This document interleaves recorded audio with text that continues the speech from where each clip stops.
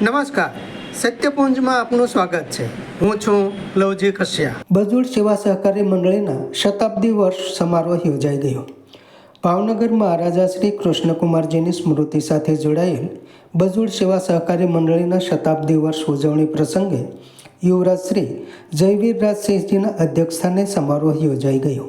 અહીંયા સ્થાપક સભ્ય ભીખાભાઈ ગોળકિયાના પ્રતિમાનું અનાવરણ કરવામાં આવ્યું. આ પ્રસંગે મંડળી સાથે જોડાયેલા સભાસદોને શતાબ્દી સ્મૃતિ ભેટ આપવામાં આવી.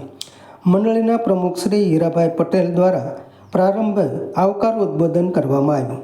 કાર્યક્રમમાં સંચાલન શ્રી હર્ષદભાઈ પાઠકે આ મંડળીના ઉજ્જવળ ઇતિહાસને પ્રસ્તુત કર્યો હતો. આ પ્રસંગે ભાવનગર જિલ્લા સહકારી બેંક અધ્યક્ષ શ્રી રસિકભાઈ ભીંગરાળિયા અને અગ્રણીઓની ઉપસ્થિતિ રહી હતી. એના જ્યારે કરકમળ અને શુભ આશીર્વાદથી જ્યારે આ મંડળીની સ્થાપના થઈ, આ વિચાર સૂજ્યો અને ભીખા દાદાએ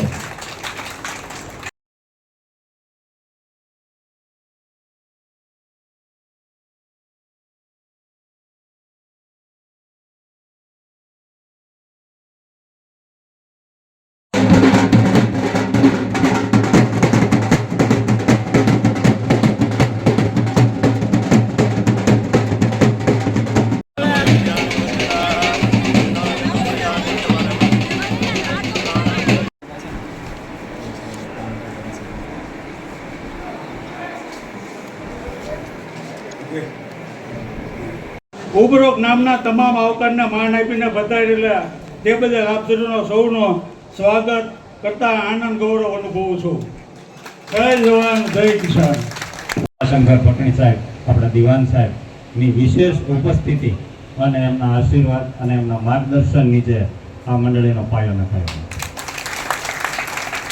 સદસ્ય આજે અહીંયા આવ્યો છે. આપનો સાથી નાગરિક છું અને જે પ્રજાવત્સલ મહારાજા કૃષ્ણકુમારસિંહજીએ લોકતંત્ર લોકશાહી ભાવનગરથી શરૂ કરી છે, તો મને નથી લાગતું ભાવનગરના કોઈ પણ નાગરિકને એવું લાગવું જોઈએ કે આજે રાજા અને પ્રજા છે. અમે એકબીજાના સાથી નાગરિકો છે અને સાથે રહીને એકતાથી કામ કરવું છે. ગામ માટે, ભાવનગર માટે, ગુજરાત માટે. જય ભારત, જય ગુજરાત, જય ભાવનગર. માનની વાત કરીએ તો એક સમય હતો 562 રજવાડા હતા. વર્તમાન લોકતંત્ર અને લોકશાહી જ્યાંથી શરૂઆત થઈ છે ભાવનગરથી, અને એ પણ પ્રજાવત્સલ મહારાજા કૃષ્ણકુમારસિંહજી છે. સ્વાભાવિક વાત છે કે જ્યારે એટલી જૂની સંસ્થા હોય, મંડળી હોય, એટલું પવિત્ર ઇતિહાસ હોય, તો અહીંયા આવવાનું લાભ આપે મને આપ્યું છે, એ બદલ હું આપનો આભારી છું. એક નામદાર મહારાજા કૃષ્ણકુમારસિંહજીને યાદ કરીએ અને એમના જે શબ્દો કે મારી પ્રજાનું કલ્યાણ થાય, આજે પણ એ શબ્દો યાદ આવે અને મંડળી અને ગામના તમામ નગરજનો આપને મળીને આજે એ જ લાગે કે બાપુના શબ્દ સાચા અર્થમાં સત્ય જ છે. કારણ કે બધાનું કલ્યાણ ત્યારે જ થાય જ્યારે આવી એકતા જોવા મળે. અને સાથે સાથે એક નમ્ર વિનંતી મારા વડીલોથી, પ્રમુખ સાહેબથી એ છે કે જે હેતુથી પ્રજાવત્સલ મહારાજા સાહેબે આ મંડળીની શરૂઆત કરી, આપણે એ જ હેતુથી આપણા ખેડૂત ભાઈઓને કઈ રીતે મદદરૂપ થઈ શકીએ અને એક નાગરિક તરીકે, એક જાગૃત અને જવાબદાર નાગરિક તરીકે જ્યારે પણ આપને લાગે કે હું કોઈ પણ રીતે આપણા ખેડૂત ભાઈઓ માટે અથવા ગામના કોઈ પણ યુવાનો માટે